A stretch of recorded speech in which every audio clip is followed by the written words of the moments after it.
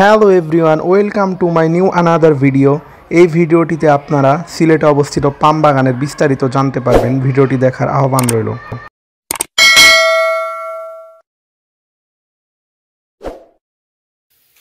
তো আমরা পাম বাগানে যাচ্ছি সিলেট এগ্রিকালচার ইউনিভার্সিটির ওই দিক থেকে।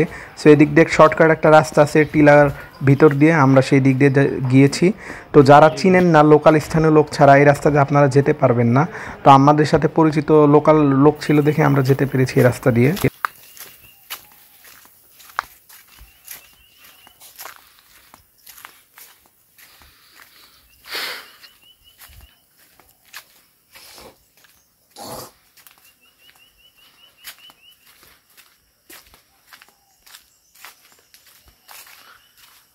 এই রাস্তা হচ্ছে বানরের টিলায় যাওয়ার রাস্তা। এর আগেও আমি একবার বানরের টিলায় আসছি। সো আজকে আবার সেকেন্ড টাইমের মতো বানরের টিলা আসতেছি। উপরে অ্যাকচুয়ালি এটা একটা টিলার উপরে মাজার আছে, মসজিদও আছে, লোকজনও বাস করে, আর ওইখানে বানর আছে অনেক। সো এই কারণে যোগাযোগ ব্যবস্থা ঠিক করার জন্য এখানে সিঁড়ি দিছে। আর এই যেহেতু উপরে বানর পাওয়া যায় এই জন্য এটা বানরের টিলা। তো আজকে আসলে বানরের টিলায় যাওয়া মেন উদ্দেশ্য না। আজকে মেন উদ্দেশ্য হচ্ছে আপনার যে সৌদি আরবে বা মধ্যপ্রাচ্যে দেখেন পাম অয়েলের যে গাছ, পাম বাগান, তো আমাদের বাংলাদেশের সিলেটেও পাম বাগান আছে। তো সেটাই আজকে দেখতে যাচ্ছি। সেটা দেখার জন্যই আমরা জঙ্গলের ভিতর দিয়ে শর্টকাট মারতেছি। অ্যাকচুয়ালি বাই রোডে ঘুরে গেলে অনেকটা সময় লাগবে, প্লাস কস্টিংও বাড়বে। সেই কারণেই আমরা হেঁটে হেঁটে উদ্যোগ নিয়েছি এই বানরের টিলা এই দিক দিয়ে যার জন্য। আর জায়গাটা কিন্তু খুব রিস্কি, দুই পাশে বেড়া দিয়ে রাখছে, আশপাশে বন্যপ্রাণী আছে অনেক। সো লোকাল কেউ সাথে না থাকলে এদিকে আসে একটু রিস্ক। আমাদের আরও একটা সিঁড়ি বেয়ে উঠতে হবে।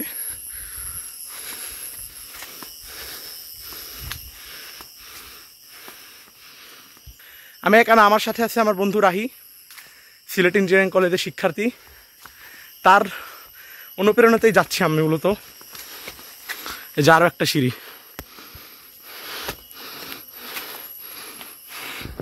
সিলেটে টিলার অভাব নেই, আর এই জায়গাটা হচ্ছে টিলাগড়ের মধ্যে।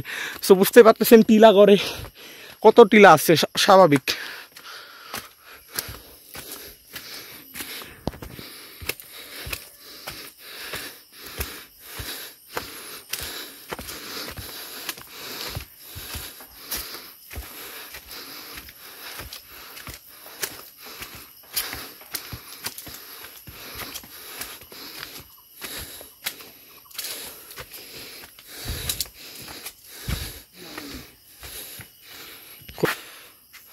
তো এইদিকে হচ্ছে বানরের টিলার ওই যে মাজারটার মসজিদটা এইখানেই, এই যে এইখানেই জুম করলাম যে ওটা হচ্ছে মসজিদ আর মাজারের।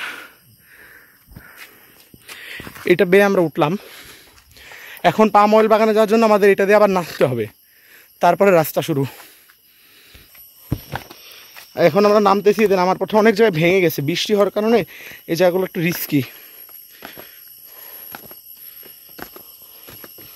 সো দেখে দেখে আমার চলতে হবে। কেউ যদি হেঁটে হেঁটে ট্রেকিং করেন এই জিনিসগুলো অবশ্যই মাথায় রাখবেন।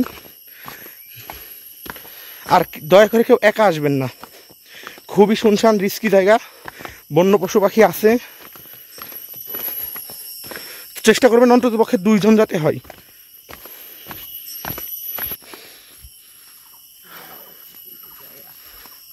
একদম নিরিবিলি জায়গা, জনমানব শূন্য বলা যায়।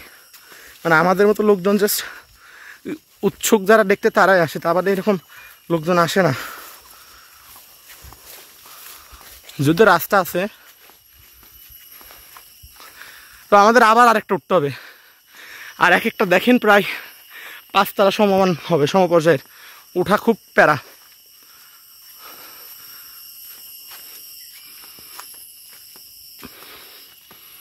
সো এটা আর দেখাচ্ছি না, এতটুকু দেখেন।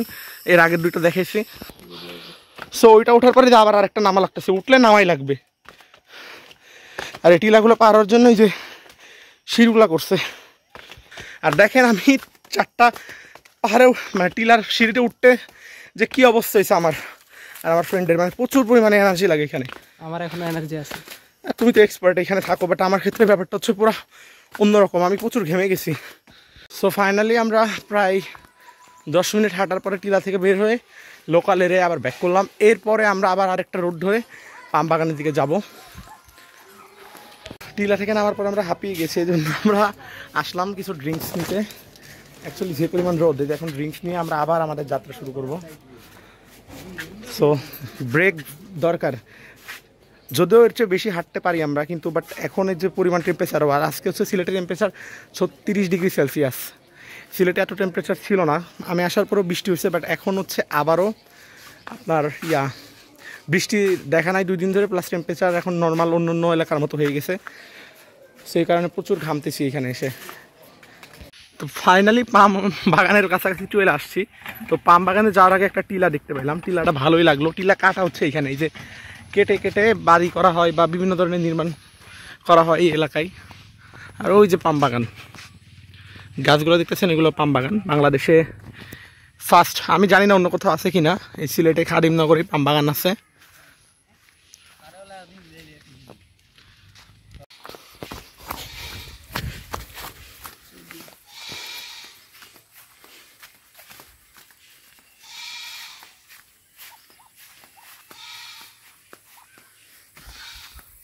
এই যে পাম বাগান, মনে হচ্ছে যে সৌদি আরবের মরুভূমির মধ্যে এসে পড়ছি, এমন একটা মানে ফিল, যেটা বাংলাদেশে নাই সচরাচর। সো আরেকটা কথা জানিয়ে দেই, এইখানে পার হওয়ার জন্য সাঁকো দিছে। আগে এই সাঁকোটা ছিল না, এর আগের বার আমার বন্ধু ছিল, তো ওরা সাঁকো পায় নাই, ওরা এটা ডিঙে পার হয়েছে। বাট তার 1 মাস পরে আমি আসছি, আমি আসার জন্য এখানে। সো আপনারা যারা আসবেন আপনাদের জন্য সুখবর যে আর বেশি কষ্ট করতে হবে না, সাঁকো নির্মাণ করে দিছে। সো সাঁকো দিয়ে আপনার এই পাম বাগানে এই যারা হেঁটে হেঁটে আসবেন তারা আসতে পারবেন। পাম অয়েল বাগানে ওঠার জন্য যে সিঁড়িও আছে। এই বিস্তারিত জেনে নেন যে এই পাম অয়েল বাগান সম্পর্কে, এখানে দেওয়া আছে। স্বত্বাধিকারী মোহাম্মদ খলিলুর রহমান, তারপরে কিভাবে কি হয়েছে এই জায়গাটা নিয়ে পুরো লেখা আছে ডিটেলস। একটা জিনিস, পাম অয়েল বাগানে ঢোকার পরে সাথে সাথে আমার ঠান্ডা শীতল অনুভূত হচ্ছে। বাইরে ছিলাম প্রচুর রোদ, আর এখানে একদম রোদ নাই, যে পরিমাণে ঘন এই গাছগুলা। সো রোদ নাই। তো ভিতরে ঢোকার পর থেকে রোডের টেম্পারেচার আলহামদুলিল্লাহ, টেম্পারেচারটা মানে রোদটা গায়ে লাগতেছে না সরাসরি, এই কারণে কিছুটা শীতল অনুভব হচ্ছে এখানে ঢোকার পরে আমার।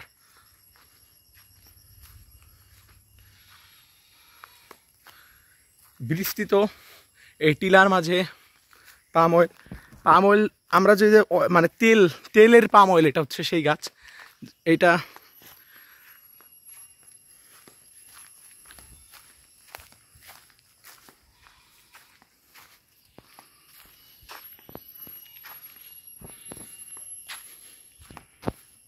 আমরা প্রায় আধা ঘন্টা হেঁটেছি, হাঁটার পরে আমরা এখানে আসছি।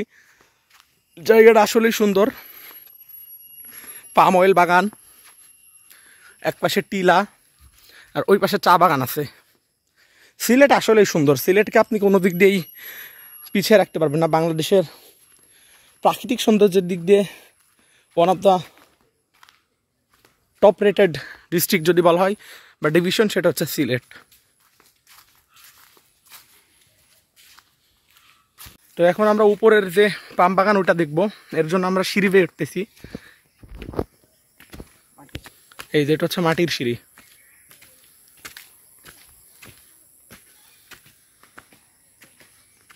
আর পাহাড় বেয়ে ওঠা তো খুব টাফ।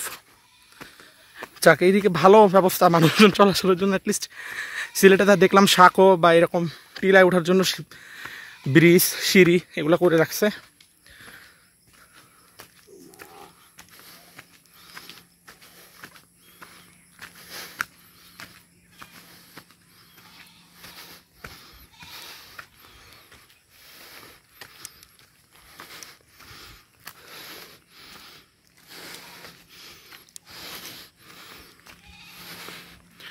এটা হচ্ছে উপরের ভিউ।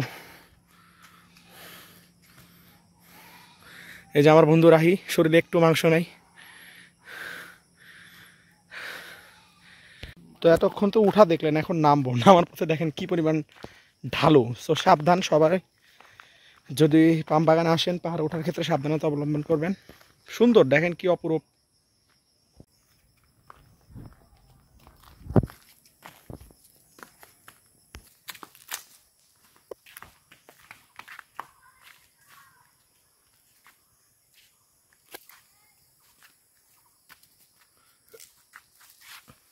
তো ব্যাক করলাম আবারও ফাইনালি 30 মিনিট যাইতে লাগছে, আসতে 30 মিনিট। সো 60 মিনিটের মধ্যে আমরা আবার শেষ করে ফেললাম।